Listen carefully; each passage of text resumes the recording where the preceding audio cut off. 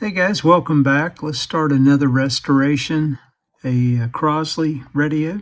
Done a number of these in the past. I'll put a few clips up here, some that I've rebuilt and completed. This is the FIVER model, pretty popular little Tombstone, chassis 517. Pretty rough shape. The cabinet will definitely need an overhaul. When fall approaches, I'll probably do some of the work on the cabinet. Then, of course, I've still got to get back on the GE cabinet as well. Interesting, the little power transformer. These things were a little undersized, and supposedly they generate a lot of heat. So we'll determine if it's still any good and see if we have the right tube complement installed. Let's look at the cabinet real quick, and then I'll go ahead and pull the chassis out. There's a look at the cabinet. You can see the veneer on the top. I might be able to lay that back down and salvage it. It's hard to say. A few chips there in the side rear part of the cabinet. So I may just replace this top piece. Another piece chipped, corners chipped off.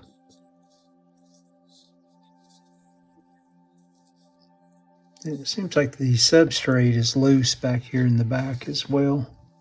More chipped veneer. And more chipped veneer down here on the bottom. I believe these to be the original knobs. I've seen other examples with this same fluted knob pattern. I think there's 12 flutes. And the reflective dial, which is cool. Appears to be the original grill cloth. Don't believe these have set screws. Well, that's not a good sign. I don't believe, anyway.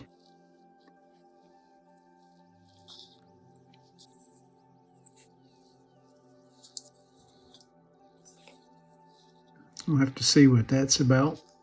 Just the 3 fasteners holding the chassis to the cabinet.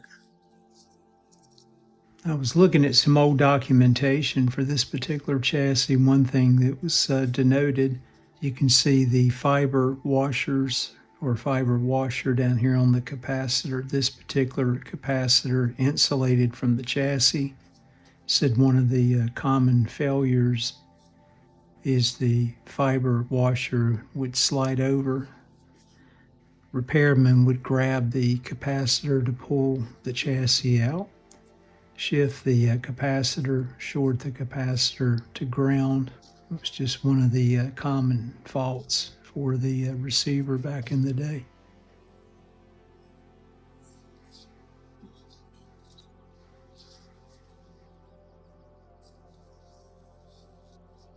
Let's flip this thing over and take a look at it. Again, a view of the chassis from underneath. You can see the simplistic design. Some of the caps definitely been replaced. Looks like 2 of the E-caps and a few of the paper or wax caps have been replaced. So maybe it won't take too much to getting this thing back together and running.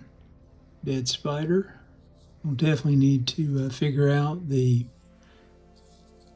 on-off volume control. Let me go ahead and do a quick check on the power transformer. Just look at DC resistance. Make sure it's not open. There's a look at the primary. DC resistance, 17.7 ohms. That's a good sign. Again, I'm bypassing the switch and looking at the output side of the switch. Back to the other side of the primary winding. And the 6.3 volt winding, 0.1, 0.2 ohms. That looks good for now. Crows outside having some fun this morning, playing in the rain. This should be the 5Y3 rectifier tube.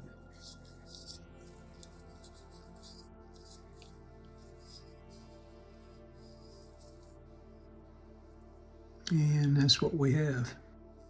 Let me get my tube socket adapters up here. I'll just check this from the top side. Look at the high voltage winding on the transformer.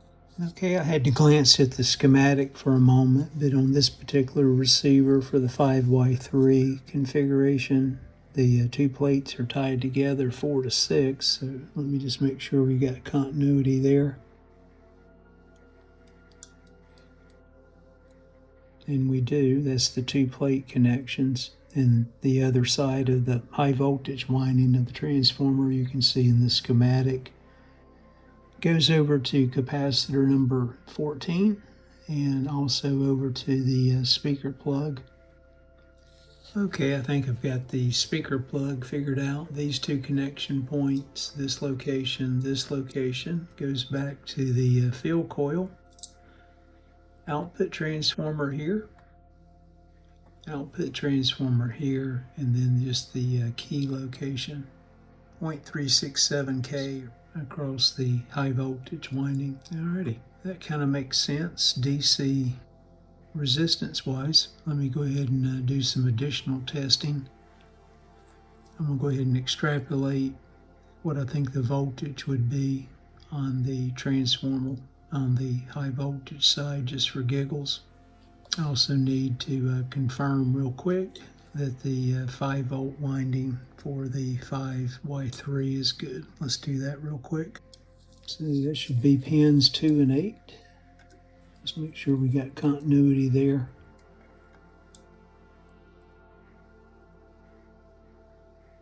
And we do.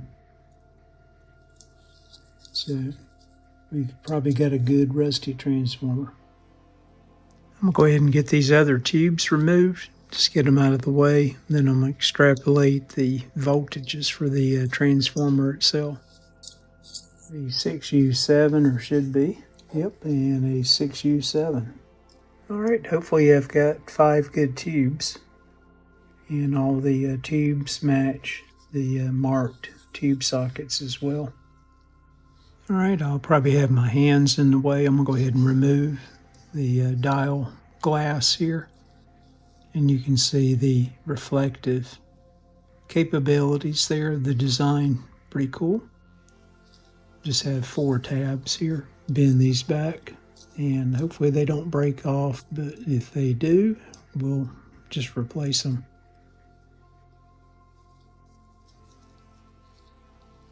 Alright, there we have it. Pretty cool piece. Let me get that off to the side. And you can see the reflective piece of brass there in the background. And the cardboard, or what appears to be cardboard, displaced here. You can see the simple design for the dial cord. You've got the main pulley or drum, goes around the shaft here, probably a couple turns, my guess. I'll have to look at that closer. And drives the tuning condenser. It appears the dial cord comes down, goes around in a counterclockwise motion, and then routes back up.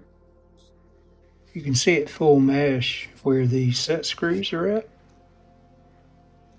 and the dial pointer itself. See, the other transformer lead comes out, goes over to the E cap here. It's kind of a reddish brown tint, shorter. And then there's another black lead that comes off here and routes back up to the speaker plug. I just shared some photos of the chassis of a little Crosley 517 FIVER radio, and I've got the power transformer out. There was some heat shrink placed on this. I'm going to go ahead and check the remaining leads underneath the bells, and I still need to do some de-rusting on those, of course, anyway, so it was a perfect opportunity to get those out. I want to go ahead and kind of characterize this power transformer. There's been a lot of failures for this transformer. You can see the size of it. It's extremely small.